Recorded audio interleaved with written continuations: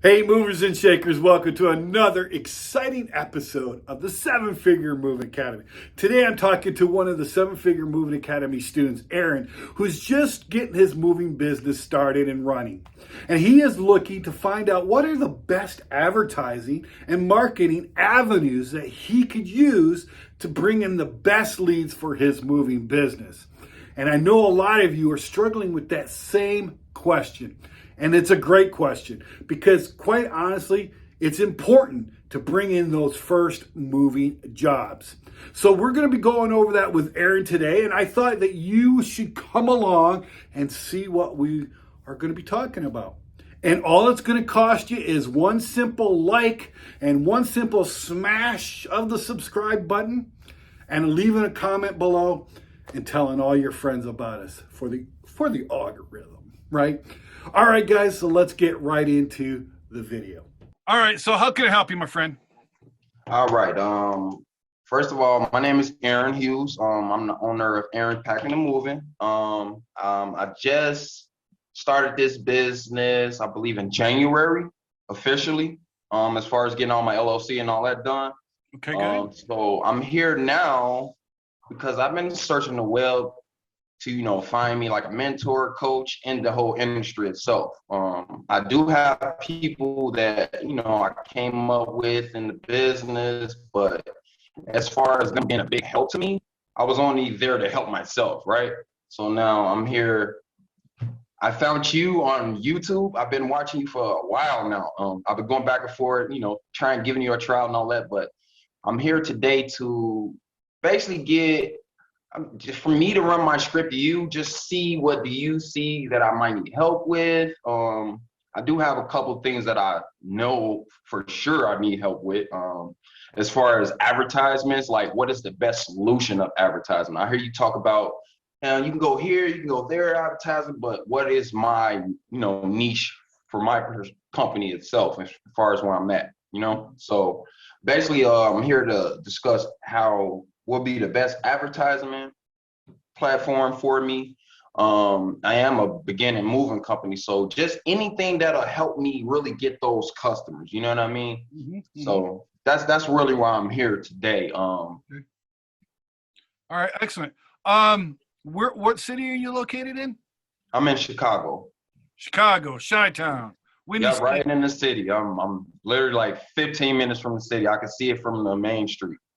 Well, it's pretty flat over there, so you can see it. Yeah. Yeah, you can see it anywhere. You're right. I can see it sometimes from Lake Michigan here sometimes. Yes, sir. Okay, good. And you say you are licensed and insured? Not insured. Now I am licensed with an LLC. Okay. But the insurance part is one of the things I definitely need more understanding of and just being pointed in the right direction with that, because right now I'm doing everything on my own. I worked a part-time job. Right now I'm receiving unemployment, so I'm not actually working to bring in more funds, but I have a little savings put up, so I'm just want to put my money in the right spot so I can definitely get that return on whatever I decide to invest in. So okay. Yeah. And how long you been in the moving industry? Oh man, I've been there since 2013, so 8 years. So okay, good. You've been working with other moving companies? Yep. I worked at 2 Men in a Truck, Coffee Bros, Mayflower. Did a lot of labor work with Mayflower United, the Moors. I don't know if you heard of the Moors. They're all part of the Mayflower and the United whole little branch thing. Just a lot of local business moving companies too. I have a couple buddies of mine that have their own. They're on a small level of it, but they're farther than I am. So I work with them. Right next shadowing those guys, and so I definitely know the ups and downs as far as the physical in the field with customers, all that great stuff. I know all of that. And what kind of education do you have in regards to running a business? Like, have you studied any budgeting and finance books, sales books, marketing books, management? A little bit. I could just say I scammed through them. I haven't just, really went in and made it my thing, you could say, but I definitely have a little familiarity of each category, you could say, but it's always more to learn, and so. Okay. Because especially if you want to take it to a high level, you really need to know your numbers down to like every nook and cranny. Like you got to know how much your guys can load in an hour, how much they can unload in an hour. Every nuance needs to be known. So I would really recommend that you really study. Take the time right now if you got a little bit of time. Start studying management and leadership books, sales books, finance books, YouTube videos on that kind of stuff. And there's a lot of good people that could teach you, business entities and what to look for. I mean, because not right now necessarily, you don't necessarily need it. You can start off small, but especially when you get like 3 trucks or more, you're really going to want to know that stuff, because that's what's going to be able to scale your business to the highest level. So if you want to make $1 million, you're going to need to know that stuff. Yes, sir. Okay. Good. Now, you say you're not working now. You're working part-time. Are you working part-time with a mover company? No, I'm not actually working for a moving company. So I'm doing a lot of carpentry building work. So it's a lot of, maintenance, painting, floors, all that. So I'm doing that right now just to pick up the skill, because in the future, I definitely would be needing that as far as the business, I believe. I think it'll work hand in hand. Are you doing any kind of labor-only type stuff, like with hire helper or moving help, or even with the van lines? Now, those guys. Now, I was definitely looking to how do I set myself up on those platforms? Hire helper, mover help. Yeah, they're really pretty easy to set up. Whether they accept you or not, that's a different story. Right. I rent U-Hauls here. Right. I have a dealership, if you will, and I can't even get set up on moving help. So, which is weird, but it is what it is. And for some reason, and they won't tell me why, but this would be something that you might want to look into. If you got on the Facebook boards, and started getting your name out there, especially have a crew that you could go and do some of these van line loads and unloads. Since you seemingly know how to do that, because they wouldn't let you do that if you didn't know how to pad and band and tape and do it quickly. So, that's a good way to bring in some extra income, be in the business. And, I would really suggest you start doing the labor only to bring in cash, right? Yes. Your first year or two, if you don't have a lot of cash to back you up, you really need to build up a bankroll, basically, is what you really need to do. So you basically need to take any kind of job, which sounds like you're doing anyway. You just need to take whatever you can and get it done. That's why I really suggest you get on one of those third party, like moving helper, hire helper, something like that has some sort of rating system. Yep. And then just to do and get some help like that, and get somebody to give you like 5-star ratings, reviews and all that. Yep. Because you need to build up a reputation. Okay. The one thing in the moving business, and this is true for pretty much every business, but especially for service-based businesses like the moving business is, your reputation is your biggest asset. So you got to protect your reputation better than you protect your virginity. You gotta really, really keep that in. That is a commodity. If you lose it, can really be detrimental to your business.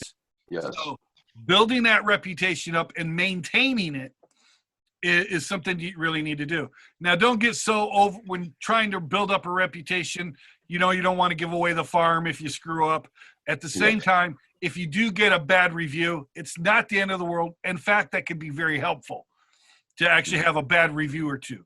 right? Yeah. Because what people want to see, okay, if you got a bad review, how did you react to it, right? Did you react to it positively? Like, did you take responsibility for it? You know, Yeah. et cetera, et cetera, et cetera. A lot of guys who start off like you, they get a bad review and then they blame the customer. Well, it's the customer's fault. Oh man. It's never the customer's fault, even when it is the customer's fault. Yes, At sir. least not in writing, right? Not in the public eye. Yes, sir. Behind the scenes, you can say whatever you want about the customer, but when it's front facing, it's never the customer's fault, right? Yep. I'm not saying it's your fault, but it's never the customer's fault.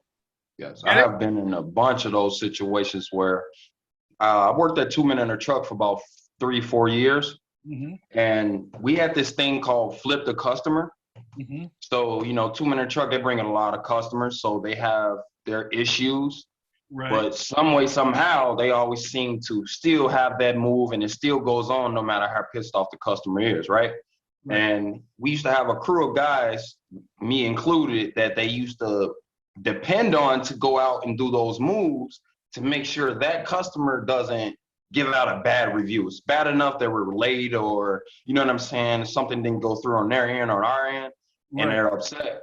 So I used to be one of those main guys that could really flip a customer. Like, I don't know, it's so weird. It comes natural to me versus someone else trying to do their best. You know what I mean? Not to toot my own horn, but, I'm pretty solid with people. You know what I mean? I can be very understanding, listen very well. So good. Yeah. Then, I mean, that'll go a long way. That skill will go a long way. Yes, sir. But you got to protect your reputation. So the first thing is to build a reputation and then protect it. So try to get yourself on these third-party sites like Moving Help and Hire a Helper and any other ones that might be in the area that could give you some sort of reputation. Even if you have to do Thumbtack and Home Advisor and stuff like that. I hate those moves and I don't recommend them, but when you're just starting out, getting what you can get is vital, right? And then making sure you service the hell out of them. Even if you're making shit for money. Man. You know what I mean? Because when you're starting off, you got to follow the Gary Vaynerchuk advice. You got to eat shit for a couple of years. You know what I mean? Yeah. I feel that so hard, man. I feel that so hard. Yeah. I had a potential customer, I could say. I had officially made me a business page on Facebook, which I have now. So I am running on Facebook, just my page. A couple of local people around me and whatever, but I'm definitely looking to reach out to more once I figure, how I'm gonna go about that. But I had a potential customer. She knew me for a while, and she knew what I was doing as far as the business, and she wanted me to help her move. Mm-hmm. So I got the invoice ready, laid out the whole description, all that great stuff. And when it came down to it, her thing was I charged her too much, right? Mm-hmm. It wasn't out of the park payment. It wasn't over there. It wasn't even $1,000. I think it was like $700 to move a 2-bedroom. She had for a garden apartment to a second.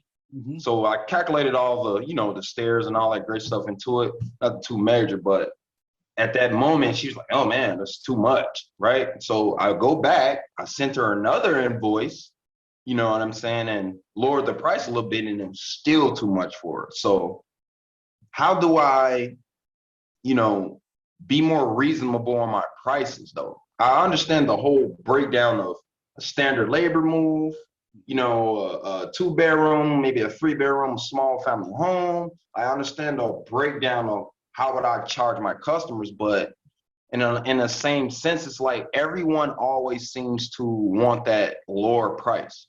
So how do you really show that you're not gonna take all of their money? You know what I mean? Versus just showing them, hey, we mean business also. You know what I mean? So that's one of my main. Yeah. See, in the first couple of years, this is going to be a situation for you. That's just the way it is.